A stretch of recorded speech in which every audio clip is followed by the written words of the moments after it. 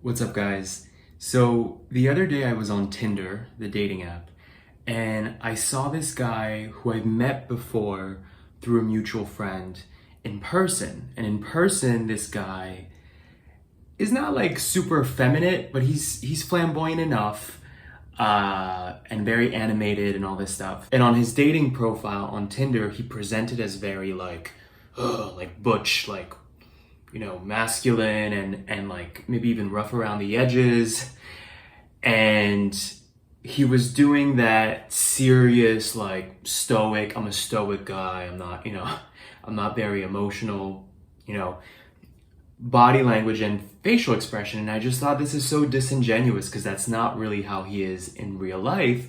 But I knew what he was doing because I've seen that before and it feels familiar even to me, like back in high school or college, to try to consciously or maybe subconsciously present myself as more masculine to not come off gay. A, because we've been taught, right, from infancy that we're not supposed to be gay, but also because we don't necessarily, some gay guys, a lot of gay guys, a lot of people, period, don't find the more stereotypical image of a gay guy attractive. So I knew what he was doing, but in my mind, because I've met him, I'm like, this isn't even the real you. So it's disingenuous. But I sympathize with that, because I get where it comes from, right? He's probably, again, either consciously or subconsciously feeling like the real him, if he reveals the real him in a Tinder profile, he might not get the attention that he wants.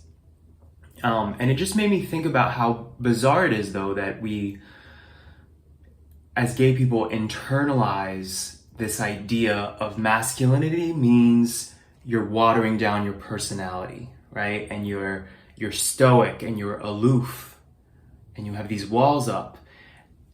And it's sad that we make that association because it's not necessarily accurate. And so I had that in the back of my mind, and now I'm like swiping on other profiles on Tinder, and I noticed a lot of guys do that.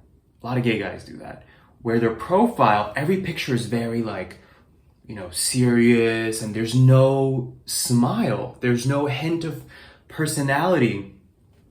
And I just thought, wow, this is actually so representative of a bigger issue here, which is gay guys who compromise their light and their smile for the sake of blending in or wanting to be perceived as more manly. And the funny thing is, like, I'm assuming straight guys don't ever think about this kind of thing. They just are who they are. The operative word is being. They're just being themselves.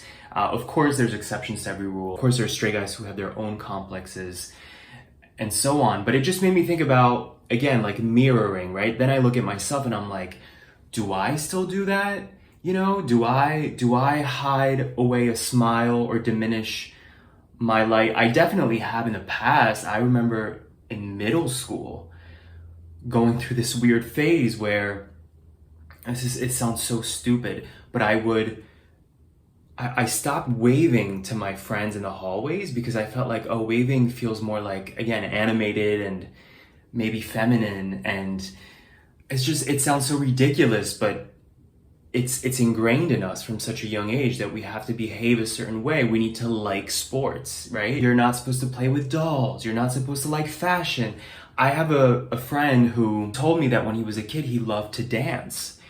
And then he kind of had to shut that off and out of his life for a while because he knew that boys weren't supposed to like dance, right? And being a gay guy, he felt like that became a part of his story of being in the closet. He didn't need these extra associations. And if you really dig at that, it's actually so sad that we, again, would hide parts of ourselves that actually celebrate our spirit and our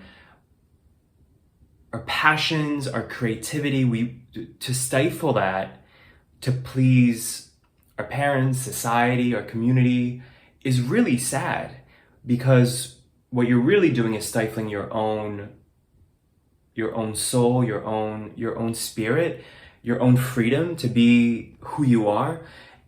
And dance, music, fashion, whatever, has nothing to do with your sexuality, right? But the fact that we would internalize that, the masculine stuff versus feminine stuff, that we as gay people have been taught, society has taught us to internalize that as being related or connected to this sinful thing that we're not supposed to do or to be. It's really sad. So just looking at this one Tinder profile, that then I noticed this pattern among other gay guys on dating apps where they just look morose and gloomy, and they either are and have made themselves that, or it's this weird mask to put on, no pun intended, mask. This mask to put on to present as something other than you are. It just made me sad. It made me think about all the gay boys and men who have learned to lose their smile to people please, to society please, community please. So if any of you are watching who relate to this in any way, or who maybe through this video are realizing that they have succumbed to that indoctrination, put your smile back on. And put your personality back on. Don't let this noise pollute the purity of your soul. You know, and I know that it probably sounds so cheesy, but it makes me, like, through this video, I'm going through the range of emotions of like frustration and empathy and sadness to now like resentment of like, why should we have to do that? You know, why should we be asked to stifle our own joy, our own inner light? It's bullshit. So this is your reminder to keep your smile on, if nothing else, as a form of defiance, as a form of protest. You know, to me, that is so much more powerful than any gay pride parade, any gay pride, rainbow waving. Keep your smile on and be authentic to yourself, because that is the best form of showing people the multidimensional reality of being a gay person today.